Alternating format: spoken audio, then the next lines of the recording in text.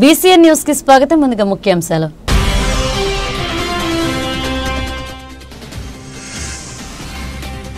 వాకాడు మండల పరిషత్ కార్యాలయ ప్రాంగణంలో రైతు సాధికార సంస్థ ఆధ్వర్యంలో ప్రకృతి వ్యవసాయ ఉత్పత్తుల విక్రయ కేంద్రం ఏర్పాటు.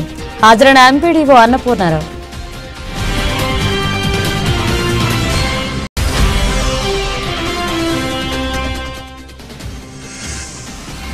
నెల్లూరు జిల్లా పర్యటన నిమిత్తం విమానాశ్రయం చేరుకున్న మంత్రి లోకేష్. ఘనంగా స్వాగతం పలికిన ఎమ్మెల్యేలు ఆరణి శ్రీనివాసులు, పులివర్తి నాని, గాలి భానుప్రకాష్.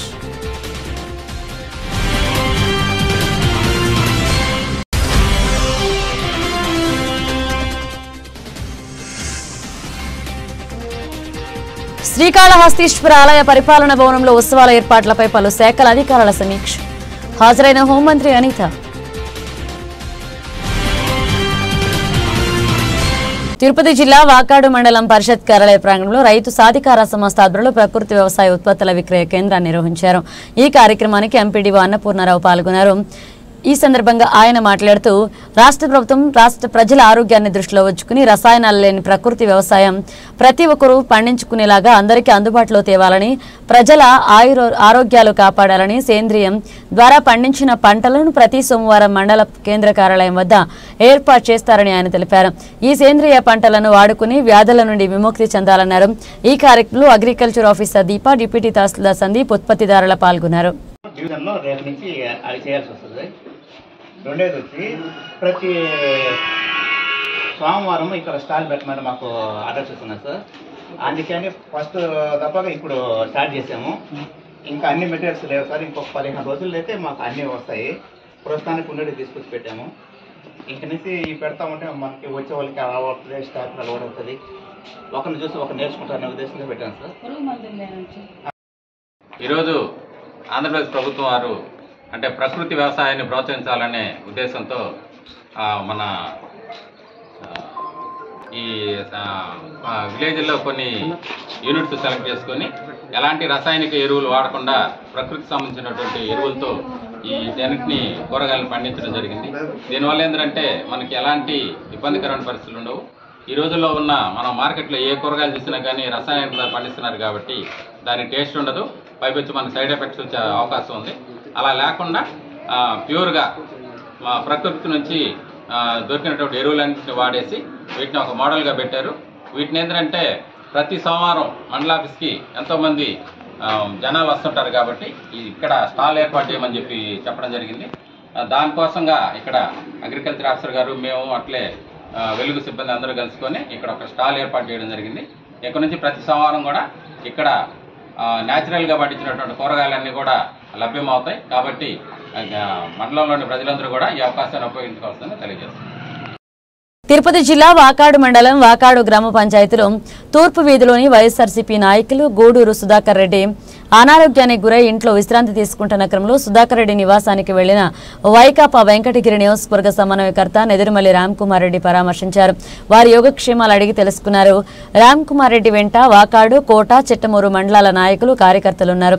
అలాగే వాకాడు దళితవాడలో ఉన్న నెదురుమల్లి కుటుంబ అభిమాని ఎంబేటి వెంకటేశ్వర్లు చిన్న కుమారుడు కిషోర్ సత్యమని ఇటీవల మరణించారు. విషయం తెలుసుకుని వారి ఇంటికి వెళ్లి కిషోర్ను పరామర్శించి కుటుంబ సభ్యులకు ప్రగాఢ సానుభూతి తెలిపారు.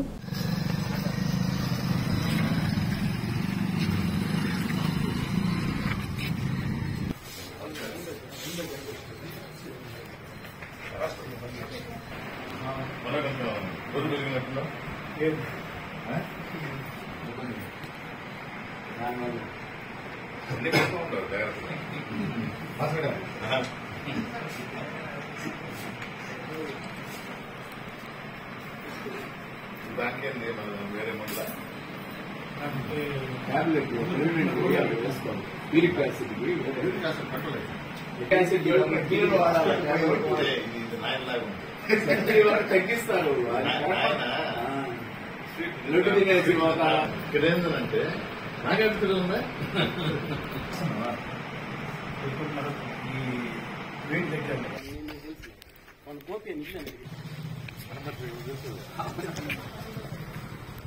అయితే అన్న ఇప్పుడు జనం వస్తే అన్ని చేసేది తర్వాత చూస్తే కదా రాష్ట్ర విద్యాశాఖ మంత్రి లోకేష్ కు తిరుపతి విమానాశ్రయంలో ఘనంగా స్వాగతం లభించింది.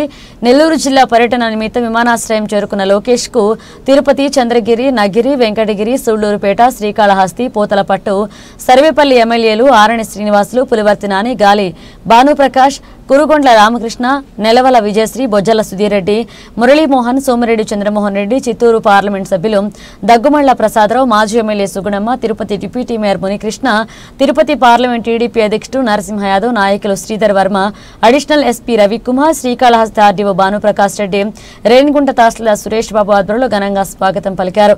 అలాగే Andhra Pradesh Nayi Brahmana welfare and development corporation chairman Rudrakoti Sadasivam ఘనంగా స్వాగతం పలికారు. నారా లోకేష్ కు పుష్పగుచ్చమిచ్చి సత్కరించారు.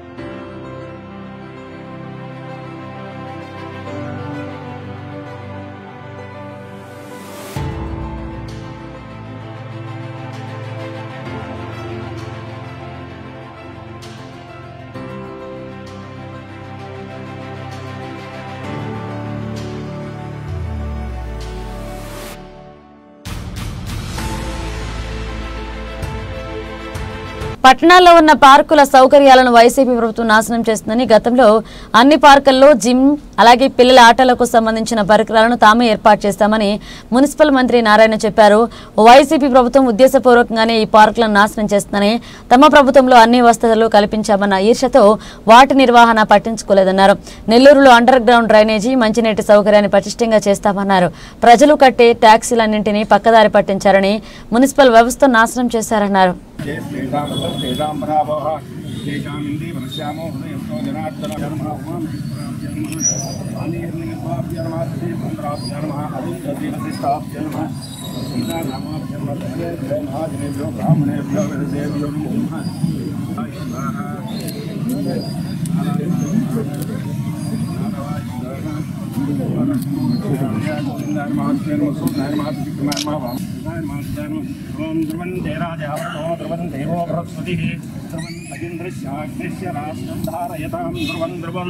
मुहूर्तकाले सूर्यादीनां ग्रहाणाम् अत्यन्तानुकूल्यतापसिद्धिरस्तु शिवनामरूपाभ्यां या देवी सर्वमङ्गलां त्रयोसुन्दरणां तां सर्वतोमङ्गलं शुक्लाम्बरधरं विष्णुं सुवर्णं चतुर्भुजं प्रसन्नवदनं ध्याये सर्वविघ्नोपशान्तये तदेव शिथिलं समेवता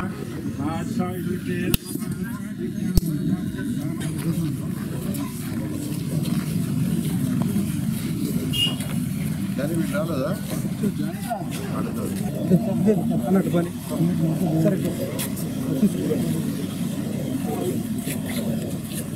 సరే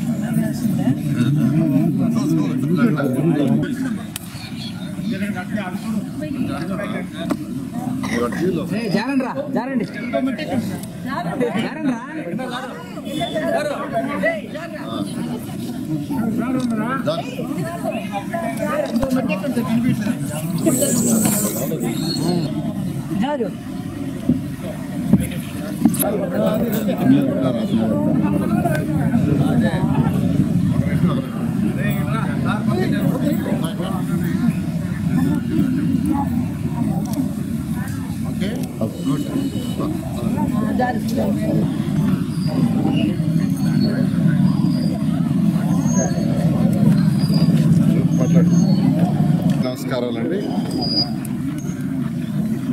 మీకు అందరికీ తెలిసింది ఈరోజు ఈ రాష్ట్ర ఆర్థిక పరిస్థితి అతలాకుతలంగా ఉంది. 2014-19లో ఈ రాష్ట్రంలో 110 మున్సిపాలిటీస్ ఉంటే 110 మున్సిపాలిటీస్ని పరిగెత్తించాం. ఎందుకంటే ఆర్థిక వ్యవస్థని ప్రాపర్గా ఉండింది. కానీ ఇప్పుడు 2024 ఎన్డీఏ ప్రభుత్వం వచ్చేటప్పటికి ఫైనాన్షియల్ డిసిప్లిన్ లేక గత ప్రభుత్వానికి బీసీ ప్రభుత్వానికి అస్తవ్యస్తంగా చేసి మీరు కట్టిన ట్యాక్సులు, మీరు కట్టిన ఇంటి పన్నులు, మీరు కట్టిన వాటర్ ట్యాక్సులు, మీరు కట్టిన లేఅవుట్ ట్యాక్సులు, మీరు అప్రూవల్ తీసుకున్న బిల్డింగ్ ట్యాక్సులు అన్నీ కూడా సిఎఫ్ఎంఎస్లో పెట్టుకొని వాటిని దారి మళ్లించేశారు. ఎంత దారి మళ్లించారంటే 3,000 కోట్లు. సెంట్రల్ గవర్నమెంట్ ఇచ్చిన 15th ఫైనాన్స్ కూడా దారి మళ్లించారు.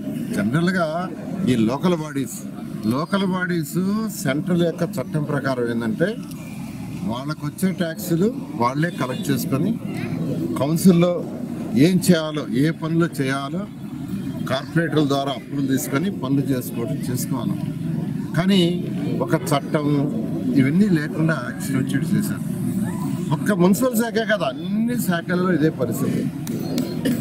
అయితే ఈరోజు ముఖ్యమంత్రి నారా చంద్రబాబు నాయుడు గారికి అపార అనుభవంతో ఆయన ఈరోజు 1 by 1 చేసుకుంటూ వస్తున్నారు, ఒకదాని తర్వాత.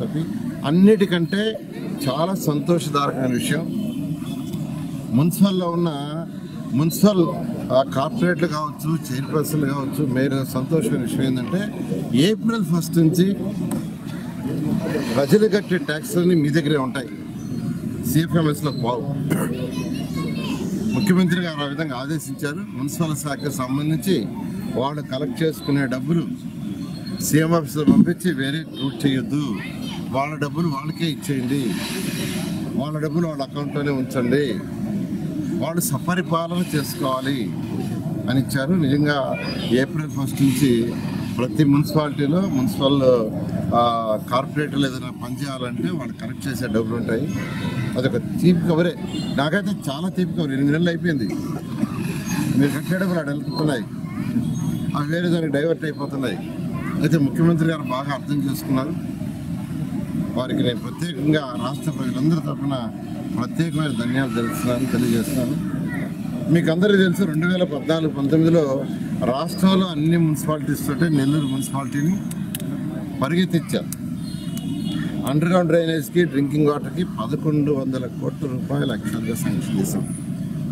దాదాపు 950 కోట్లు ఖర్చు పెట్టాం 2019కి.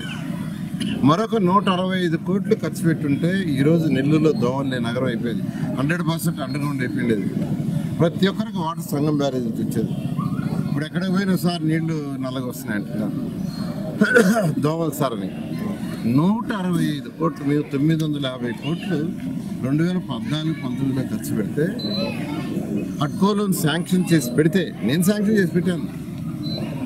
ఆ రోజు కేంద్ర మంత్రిగా ఉన్న వెంకయ్యనాయుడు గారిని అడగటం, ఆయన శాంక్షన్ చేయటం, ముఖ్యమంత్రి గారు దానికి గ్యారంటీ ఇవ్వటం, అది స్టేటే భరించేది. మళ్ళీ నెల్లూరు మున్సిపాలిటీ కూడా కాదు, తెస్తే 165 కోట్లు 5 సంవత్సరాలు వాళ్ళ ఎంత దారుణం. మా మీద కోపం ఉండొచ్చు.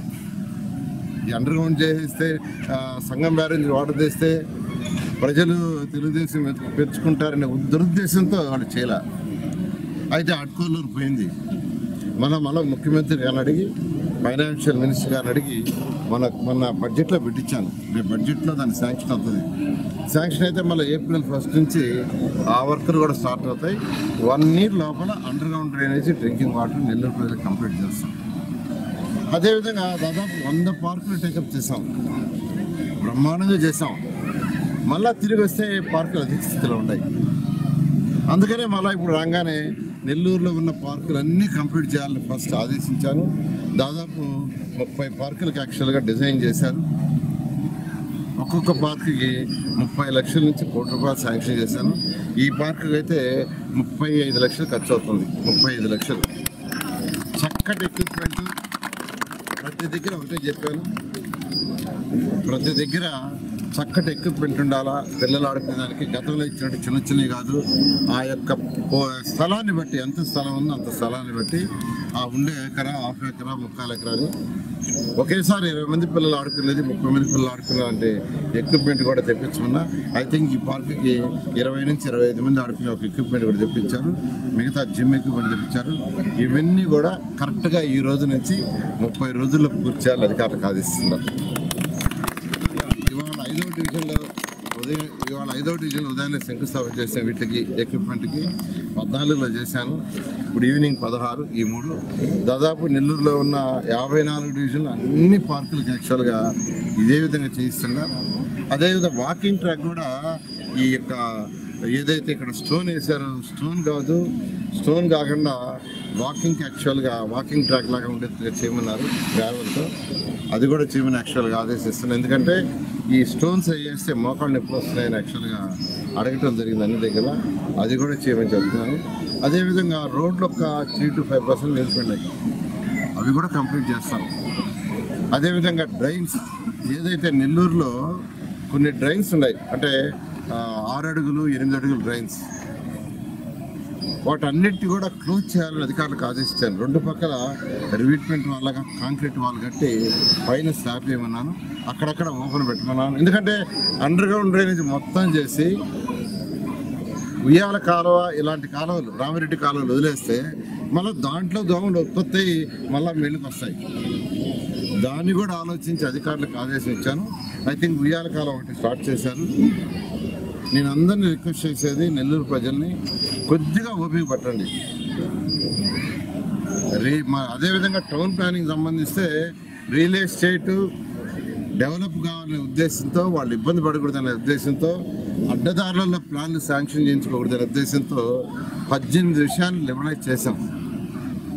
1-2 కాదు. అంతకుముందు లేఅవుట్ అంటే 40 అడుగులు మినిమం రోడ్డు ఉండాలి.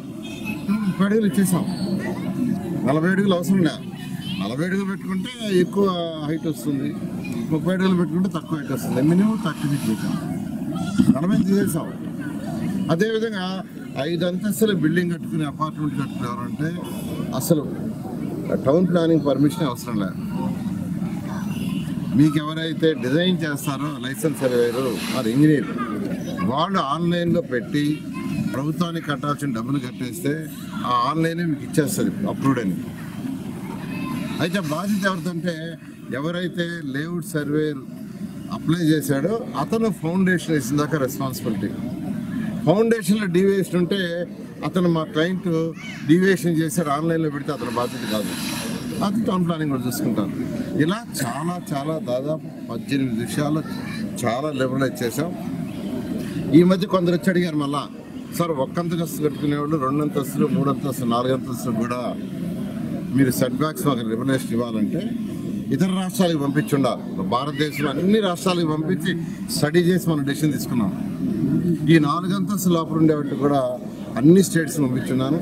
ఈ నెలాఖరు లోపల డెసిషన్ తీసుకుని అది కూడా చేస్తాం. నేను అందరికి ఒకటే చెప్పేది, మీరు అడ్డదారులలో పర్మిషన్లు తీసుకుంటే ఇబ్బంది పడతారు. మీకు రూల్స్ రెగ్యులేషన్ చాలా లిబరలైజ్ చేసాం. చక్కగా పర్మిషన్ అప్లై చేసుకోండి, పర్మిషన్ తీసుకోండి. ఎందుకంటే ఈ రాష్ట్రంలో 93% ఆఫ్ ది హౌసెస్ 5 అంతస్తులు కంటే తక్కువ ఉన్నాయి. అంటే 93%కి ఫ్రీ చేసేసాం.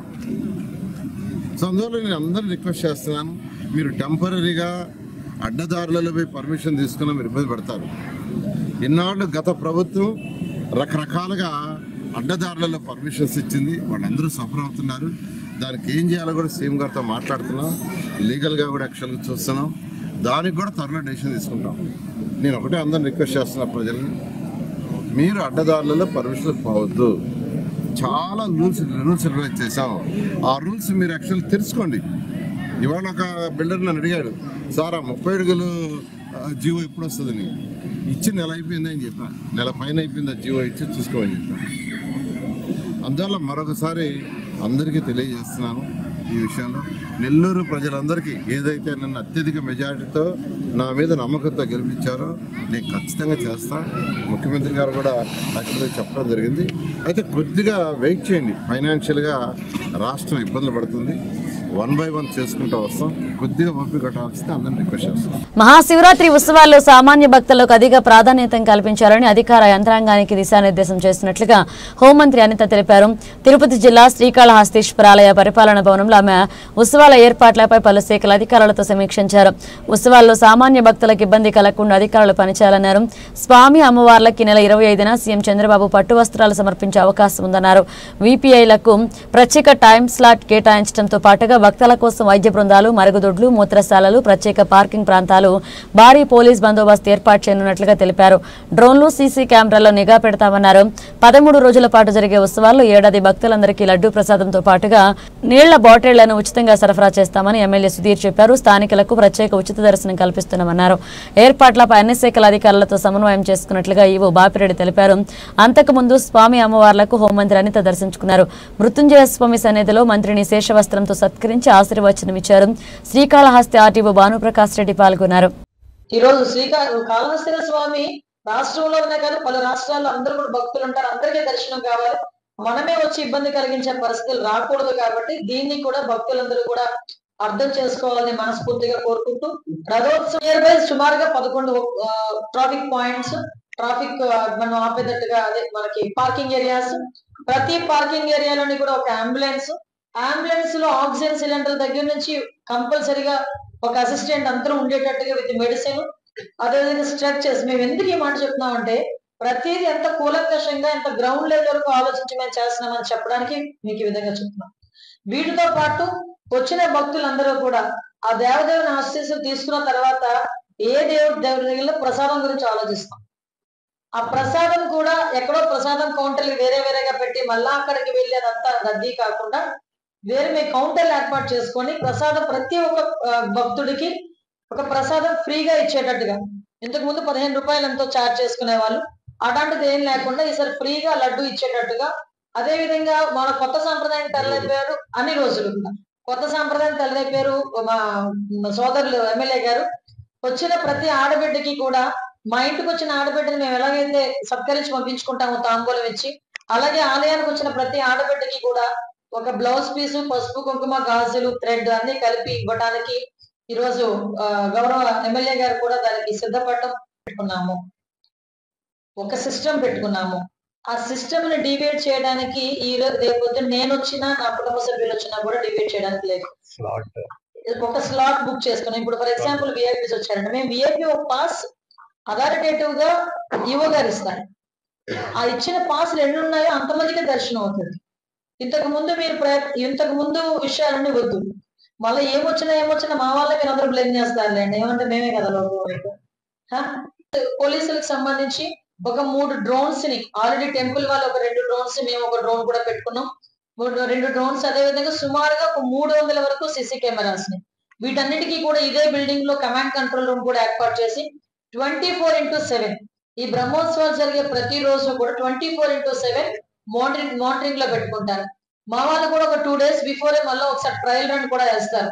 ఎక్కడైనా నేరో పాయింట్స్ ఏదైనా ఉన్నాయా, ఎక్కడైనా జనాలందరూ కూడా క్లమ్సీగా ఉండే పరిస్థితులు, దాన్ని ఛాలెంజ్ తీసుకొని ఎగ్జాక్ట్లీ పెట్టుకొని మొత్తం బ్రహ్మాండంగా ఎక్కడ కూడా చిన్న చెత్త లేకుండా బ్రహ్మాండంగా నీట్ గా క్లీన్ గా దాన్ని చేసిన ఘనత ఈరోజు మరి తెలుగుదేశం పార్టీ అని చెప్పి తెలియజేసుకుంటాం. రెండో పాయింట్, మనం బ్రహ్మాండంగా కనిపించాలి అని చెప్పిన వెంటనే చంద్రబాబు నాయుడు గారు 25వ తేదీ సాయంత్రం 4:30 రాబోతున్నారు. అదంతా తెలిసిన విషయం, వాస్తవం. దీన్ని అడ్డం పెట్టుకొని ఏం చేశారు, మన రోడ్ అయితే మెయిన్ రోడ్ ఉందో దాన్ని కలెక్టర్ గారు, నేను, ఆర్డీఓ గారు, ఈఓ గారు అందరం కలిసి తిరిగి ఈ రోడ్డు కూడా మొత్తం తార్ రోడ్డు మొత్తం కలిసి స్కిట్ కాలేజ్ వరకు అవంతా కూడా బ్లాక్ టాపింగ్ రోడ్ అయిపోతుంది. బస్ స్టాప్ కూడా అడ్డంగా మధ్యలో పడింది. అది తీసి వెనక జరిపాం.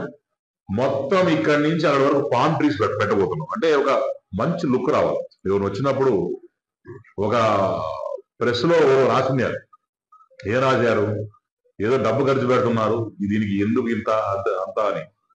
డబ్బు పెట్టందే ఏది అమ్మడం కాదు. జ్యోతిరావు పూలే అందరికీ ఆదర్శప్రాయులని, ప్రతి ఒక్కరూ ఆయన్ను స్ఫూర్తిగా తీసుకుని పూలే అడుగుజాడలో నడవాలని హర్యానా గవర్నర్ బండారు దత్తాత్రేయ అన్నారు. నెల్లూరులోని పప్పుల వీధిలో ఉన్న ఎడపల్లి వెంకటేశ్వర్లు నగరపాలక ఉన్నత పాఠశాలలో బండారు ఈశ్వరమ్మ పొదుపు గ్రూప్ సౌజన్యంతో జాతీయ బీసీ సంఘ ఆధ్వర్యంలో ఏర్పాటు చేసిన పూలే దంపతుల విగ్రహాలకు దత్తాత్రేయ ఆవిష్కరించి మాట్లాడారు. సమాజంలో అసమానతలను రూపుమాపేందుకు పూలే ఎంతో కృషి చేయడంతో పాటుగా విద్యతోనే పేదరిక నిర్మూలన సాధ్యమవుతుందని, వెనుకబడిన వర్గాల్లో విద్యా ప్రమాణాలు పెంపునకు కృషి చేస్తారన్నారు. పూలే సతీమణి సావిత్రిబాయిపైకి విద్య నేర్పించడంలో పాటుగా ఒక సామాజిక సంఘ సంస్కర్తగా తీర్చిదిద్దారన్నారు. ఆమె ద్వారా మహిళల్లో విద్య పట్ల చైతన్యం కలిగించడంలో ఆయన చేసిన సేవలు చిరస్మరణీయమన్నారు. ప్రధాని నరేంద్ర మోదీ వికసిత్ భారత్ లక్ష్యంతో అనేక సంస్కరణలకు శ్రీకారం చుట్టారని, వీటిని అందరూ సద్వినియోగం చేసుకోవాలన్నారు. రాష్ట్ర పురపాలక శాఖ మంత్రి పొంగూరు నారాయణ మాట్లాడుతూ పూలే దంపతుల సమాజానికి అందించిన సేవలను స్మరించుకోవాల్సిన బాధ్యత అందరిపై ఉందన్నారు. ఈ కార్యక్రమం రాష్ట్ర వక్ఫ్ బోర్డు చైర్మన్ అబ్దుల్ అజీజ్, మాజీ ఎంపీ మేకపాటి రాజమోహన్ రెడ్డి, అనుష, అధికారులు, నేతలు పాల్గొన్నారు.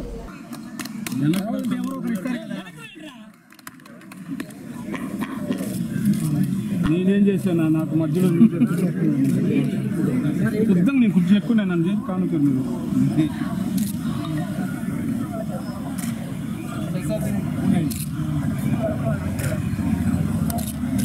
సార్ అక్కడ నిలబడతాం కూడా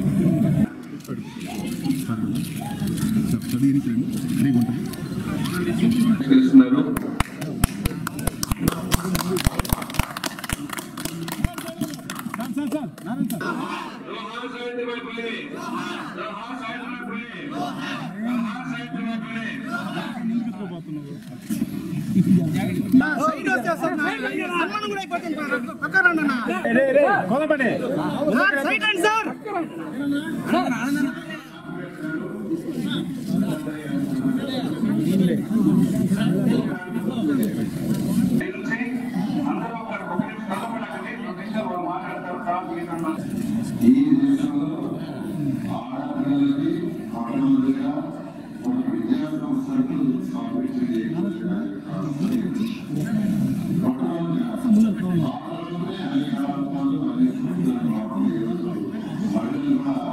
ఈరోజు అందరూ సమానంగా పొందుతున్నారంటే మొట్టమొదటి భారతదేశంలో స్టార్ట్ చేసి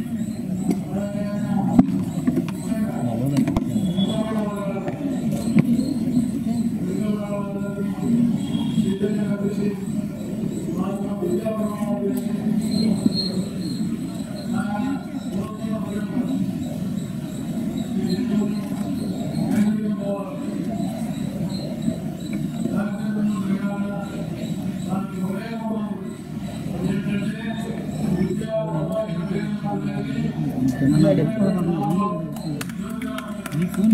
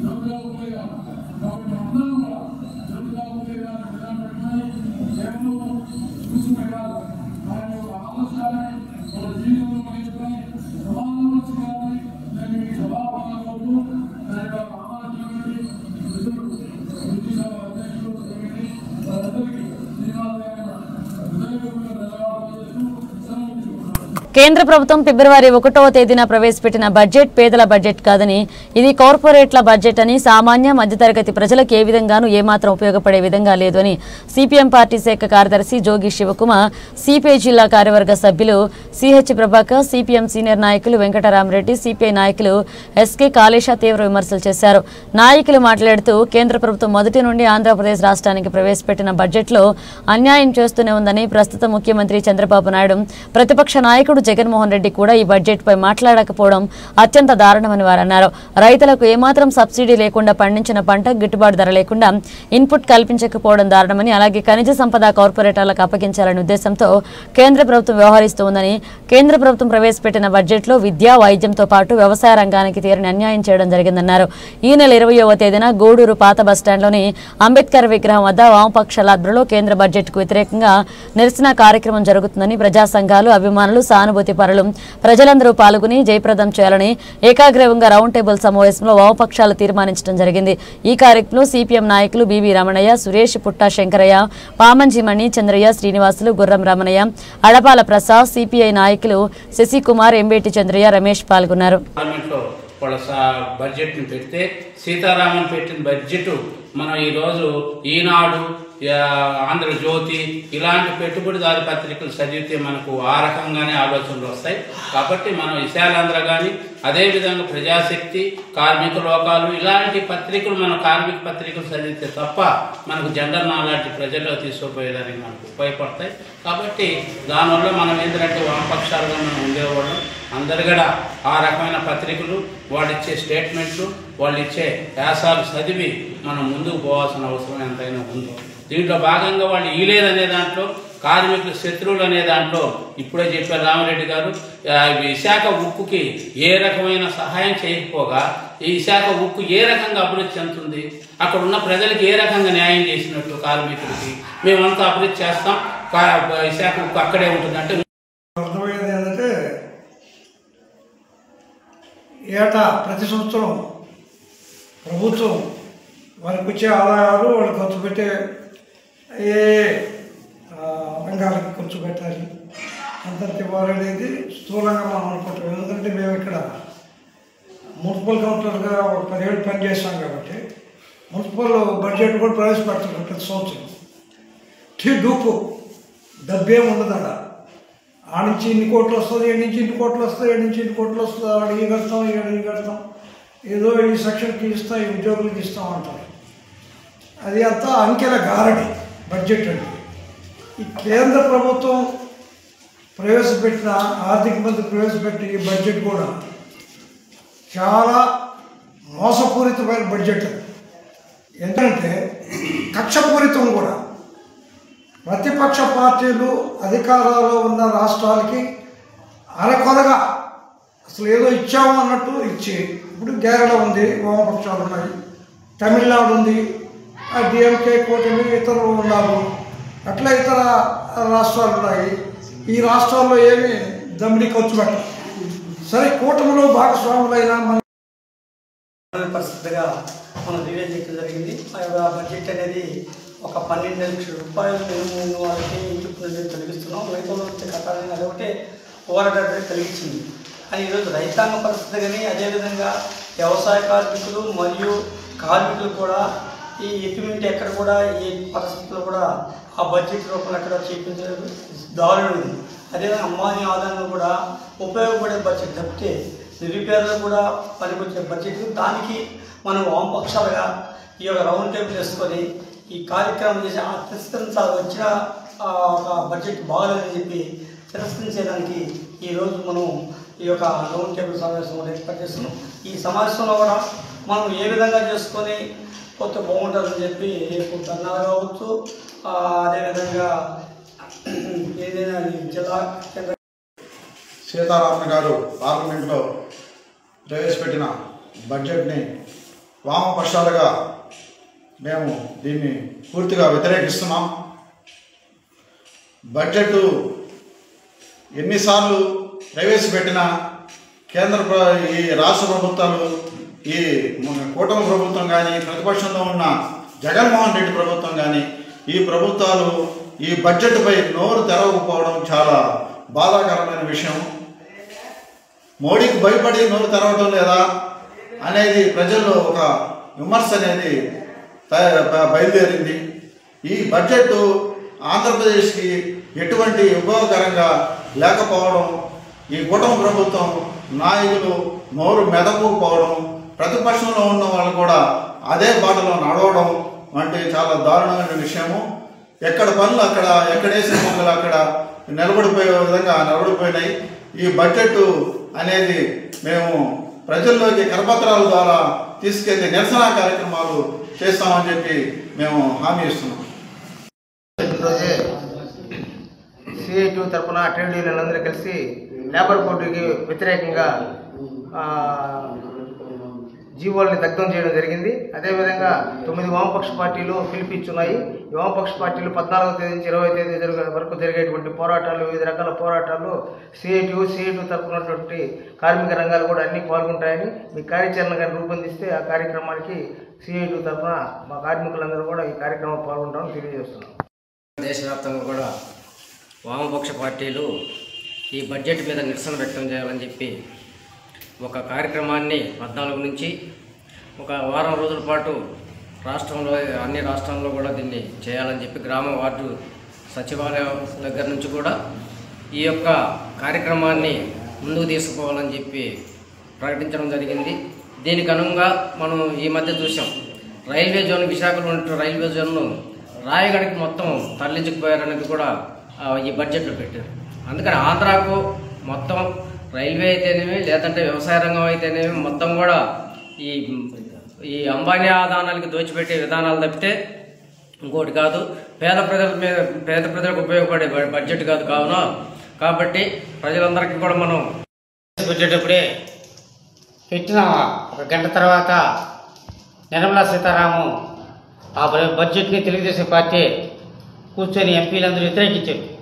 ఎందుకంటే ఈ రాష్ట్రానికి ఆ బడ్జెట్లో ఏమీ లేదు, అందుకని ఈ రాష్ట్రానికి మాకు ఏమి కేటాయించలేదని ఒక పెద్ద ప్రెస్ మీటే పెట్టారు. ఎందుకంటే ఈ రాష్ట్రంలో చంద్రబాబు నాయుడు కూటమి ప్రభుత్వం మొత్తం బీజేపీని సంకరేసుకొని ఈరోజు ఏగులాడుతుంది. అయినా బీజేపీకి ఇక్కడ చిత్తాకత కూడా విశ్వాసం లేకుండా ఈ రాష్ట్రానికి అన్యాయం జరిగింది. ఎందుకంటే బడ్జెట్లో కేటాయింపు జరిగితేనే ఈ రాష్ట్రం అభివృద్ధి చెందుతుంది. ఇప్పుడు రైల్వే లైన్ అయినా నేషనల్ లైన్ అయినా బడ్జెట్లో ఇన్ని కోట్లు ఉంటేనే ఆ బడ్జెట్ ప్రకారం అది రిలీజ్ అవుతుంది. అందుకని మన రాష్ట్రానికి ఏమీ లేదు. కాకపోతే బీజేపీ ప్రభుత్వం మన రాష్ట్రానికి ఇచ్చిన వరం ఏంటంటే ప్రపంచ బ్యాంక్ అప్పు తెచ్చుకోండి, అమరావతిని నిర్మించండి. చంద్రబాబు నాయుడు కూడా అమరావతి నిర్మించడానికి అది ఎంత అప్పులేం చేస్తున్నారు. ఈ అప్పులు చేయడంలో ప్రజల మీద భారాలు పడి ఇప్పుడు రోడ్లో నడిచేదానికి కూడా రేపు పొద్దున వెహికల్స్ నడిచేదానికి కూడా చిన్నగా చెక్ పోస్టులు పెట్టి వసూలు చేయాలనే పద్ధతిలో ఈ ప్రభుత్వం ఉంది. అందుకని సోదరులారా, ఇదంతా ప్రజలందరూ అర్థం చేసుకొని బడ్జెట్ అంటే కేటాయింపు జరిగినప్పుడు ఆ బడ్జెట్ కేటాయింపు జరిగినప్పుడు దాన్ని ఖర్చు పెడతారు కానీ వేరే ఖర్చు పెట్టరు. అందుకని మన రాష్ట్రం సర్వనాశనమయ్యే పరిస్థితికి వచ్చింది. ఇప్పటికే బడ్జెట్ని వ్యవసాయ కార్మికులకు కానీ కష్టజీవులుగా అసంఘటిత కార్మికులకు కానీ ఎటువంటి ప్రయోజనం లేకుండా అదేవిధంగా రైతులకు కూడా బడ్జెట్లో ₹1 కేటాయించకుండా గతంలో ఉన్న బడ్జెట్ కన్నా ఈరోజు ఇంకా తగ్గించి ఈ ప్రభుత్వాలు మన రాష్ట్ర ప్రభుత్వాలు కూడా దాన్ని గొప్పగా చెప్పుకుంటున్నాయి. అందుకని రేపు జరగబోయే ఉద్యమానికి ప్రతి కార్యకర్త, ప్రతి ఓల్డ్ టైమర్లు కానీ ప్రతి వామపక్ష పార్టీ నాయకులు కానీ ముందుండి పనిచేయాలని కోరుకుంటూ నేను సెలవు తీసుకున్నాను. 50 లక్షల కోట్లతో యూనియన్ బడ్జెట్ ప్రవేశపెట్టడం జరిగింది. దాదాపు ఎక్కువ సార్లు ఈ భారతదేశానికి స్వతంత్రం వచ్చిన తర్వాత ఎక్కువ సార్లు కేంద్ర ప్రభుత్వం నుంచి బడ్జెట్ పెట్టినటువంటి వ్యక్తి నిర్మలా సీతారామన్ అవ్వడం కూడా చాలా విశేషమే. కానీ నిర్మలా సీతారామన్ ప్రవేశపెట్టేటువంటి బడ్జెట్లో ఏ ఒక్క రంగాన్ని కూడా, విద్యారంగానికి అయితేనేమి, రైతులకు కానీ, కార్మికులకు అయితేనేమి, అదేవిధంగా ఈరోజు వాళ్ళు ప్రవేశపెట్టిన పథకాలు కూడా ఈరోజు బడ్జెట్ అనేది కేటాయించకపోవడం అనేది చాలా దారుణమైన విషయం. ఈరోజు నెక్స్ట్ ఇయర్ ఏదైతే రాష్ట్రాలకి ఎలక్షన్స్ వస్తున్నాయో ఎలక్షన్ విధిగా ఈరోజు ఈ బడ్జెట్ తయారవుతుంది. కానీ ఈ రాష్ట్రాలు వెనుకబడినటువంటి ప్రాంతాల అభివృద్ధికి ఏ రకంగా కూడా రూపాయి ఇచ్చిన పరిస్థితి లేదు. ఈరోజు విశాఖ ఉక్కు ఫ్యాక్టరీ ఎన్నో సంవత్సరాల నుంచి ఉద్యమాలు చేస్తూ ఎంతో ప్రాణత్యాగాలు చేస్తున్నటువంటి విశాఖ ఉక్కు సెంటిమెంట్ ఆంధ్ర ప్రజలకి, అటువంటి దాన్ని ఏదో ఇది ఇచ్చినట్టు నామకవాసిగా ప్రకటించినట్టు నిధులు కేటాయించారు. అదేవిధంగా రైల్వే జోన్ ప్రకటిస్తామని చెప్పారు, దానికి నిధులు ఇవ్వలేదు. ఈరోజు మన ఆంధ్రప్రదేశ్లో కూడా సుదీర్ఘమైనటువంటి రైలు ప్రాంతాలు మేము వేస్తున్నారు. కానీ ఆ రైలు ప్రాంతాలు కూడా రైలు మార్గాలు కూడా ఎక్కడ వేస్తుందని చెప్పి కూడా క్లారిటీ అన్ని విధాలు కూడా ఇవ్వాల్సింది కోరుతున్నాం. అదేవిధంగా విద్యారంగానికి 30%, 10% కేంద్ర బడ్జెట్లో ప్రవేశపెట్టాలంటే దాదాపు 2% కేటాయించడం. కేంద్రంలో కానీ మా వల్ల కొన్ని కోట్లు వస్తున్నాయి. పెయింట్ ట్యాక్స్, కమ్మి ట్యాక్స్, సిమెంట్ ట్యాక్స్, ఎన్ని కోట్లు వస్తున్నాయి. ఈనాడు భవన నిర్మాణ కార్మికుల పరిస్థితి మరి దారుణం అయిపోయింది. ఇంతకుముందు మా రాష్ట్రంలో చంద్రబాబు నాయుడు, రాజశేఖర రెడ్డి కొద్దిగా నిర్మాణ రంగం కార్మికులు కొద్దిగా సహాయం చేస్తున్నారు. ఈరోజు మా రాష్ట్రంలో చంద్రబాబు నాయుడు వచ్చి దేనికి అవినీతి కూడా లేకుండా చేసేశారు. ఇకనైనా స్పందించి మా వల్ల కొన్ని కోట్లు వస్తున్నాయి. బిల్డింగ్ రంగంలో ట్యాక్స్, ఆ ట్యాక్స్ ఊరికి పెడుతున్నారు, దేనికి చేస్తున్నారు. దాన్ని మాకు స్పందించి మాకు న్యాయం చేయాలి. అటు చేయని పక్షంలో మేము అన్ని ఏరియాలో ఆఫీసు కూడా మేము ధర్నా చేయాలని నిర్ణయించుకుంటున్నాం. మనం గూడూరు నియోజకవర్గ పరిధిలో బడ్జెట్ పైన మనం అందరం కూడా వామపక్ష పార్టీలుగా కూర్చున్నాం. ఇది ఈ నెల 1వ తారీఖున ప్రవేశపెట్టినటువంటి బడ్జెట్ చూసాము. ఏ ఒక్క రంగం కూడా దాంట్లో కేటాయింపుల్లో అమితంగా కూడా ఏంటంటే కార్పొరేట్లకు అనుకూలంగానే ఉందే కానీ పేదవాళ్ళకి ఇది ఉపయోగపడే బడ్జెట్ కాదనేది అర్థమైంది. సరే, మనోళ్ళు కూడా ఆ రోజు నుంచి కూడా రాష్ట్ర స్థాయిలో కూడా అందరూ వామపక్ష పార్టీలు కూర్చొని మాట్లాడుకొని ఇది దీర్ఘకాలికంగా కూడా దీని మీద పోరాటం చేయాలని చెప్పి ఒక ఆలోచన అయితే జరిగింది. అందులో భాగంగానే అన్ని జిల్లాల్లో మన అంతా కూడా వామపక్ష ఆధ్వర్యంలో రౌండ్ టేబుల్ సమావేశాలు జరిపి కార్యక్రమాలు తీసుకుంటా ఉన్నాం. అందులో భాగంగా మనం ఈరోజు మనం గూడూరులో కూడా అదే చేస్తున్నాం. అయితే ఈ బడ్జెట్ విషయంలో ఎప్పుడు బడ్జెట్ వస్తుంది కానీ ఆ వచ్చిన బడ్జెట్ ఏంటంటే ఆ రోజు అనుకుంటున్నాం మరుసటి రోజు ఏదో ఒకటి కార్యక్రమం చేసేసి ఆడికాడికి అయిపోతుంది. వాళ్ళ బడ్జెట్ విషయంలో ఇంకెవరు అడ్డం లేకుండా వెళ్ళిపోతా ఉంది. అది కాకుండా మన వాళ్ళు దీర్ఘకాలికంగానే వీటి మీద కూడా పోరాటం చేయాలనేది మన వాళ్ళు గుర్తించారు. కాబట్టి ప్రతి రంగంలో కూడా ఇక్కడ ఏంటంటే ఉపయోగపడే పేదవాళ్ళకి ఈ బడ్జెట్లో. బులెటిన్ ముగించే ముందు హెడ్లైన్స్ మరోసారి.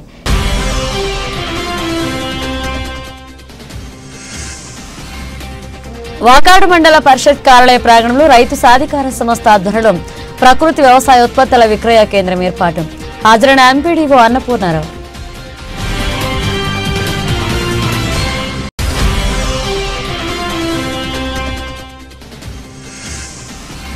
నెల్లూరు జిల్లా పర్యటన నిమిత్తం విమానాశ్రయం చేరుకున్న మంత్రి లోకేష్. ఘనంగా స్వాగతం పలికిన ఎమ్మెల్యేలు ఆరణి శ్రీనివాసులు, పులివర్తి నాని, గాలి భానుప్రకాష్.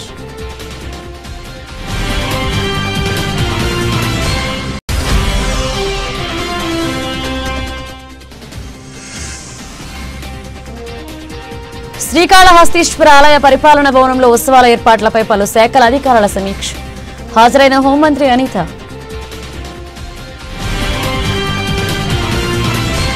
ఇవి బులెటిన్ అప్డేట్స్. మరణ అప్డేట్స్తో మళ్ళీ కలుద్దాం.